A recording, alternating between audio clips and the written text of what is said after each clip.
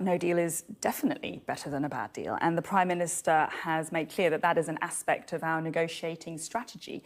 What's important about the votes this week and the amendments going to be considered this week, next week, is that we don't undermine the negotiations currently being conducted between the EU and the UK, that we don't recast... So would you say that some people are doing that then, undermining your negotiating hand by putting forward these amendments? Well, I think that by tying the hands of government, there is an inadvertent effect that there will be a detrimental consequence on the negotiations. And it's really important when it comes to the negotiation of treaties, as it was with Maastricht and Nice and Lisbon and Amsterdam, that the government has as much flexibility as possible to go back and negotiate with the EU with its freedom to do so. And if it's being hamstrung by Parliament, that freedom is significantly curtailed. So would you quite like people like Dominic Grieve to pipe down a bit then?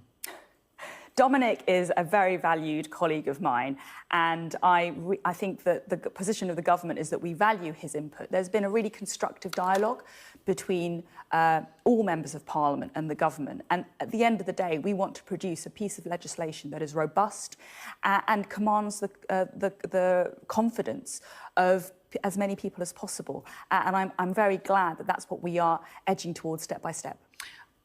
It's interesting about the destination that you are edging towards, step by step. I spoke to Dr. Philip Lee, the man who, of course, resigned from government earlier this week, and he said he's worried that we're going to end up in a worst of all worlds Brexit. And I do wonder if sometimes it does feel as if we're softening Brexit with every step as it goes. And for a Brexiteer as yourself, is it a little bit like, boiling a frog? You keep cranking up the temperature a little bit and the frog doesn't realise what's happening, so it's too late to jump out. I mean, is that what's happening with Brexit being softened and softened and softened?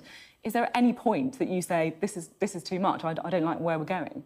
I disagree that Brexit is being softened. I mean, we are honouring the referendum result, and the Prime Minister's committed to ensuring that when we leave the European Union, which is definitely going to happen, that is law now, next year, we will be leaving the customs union, we will be leaving the single market, we will be stopping free movement of people, we will have control over our money, our laws, our trade policy. These are great opportunities. Very, very diplomatic. Do you ever look at Jacob Rees-Mogg and think, oh, I wish I had the freedom to say what I really thought?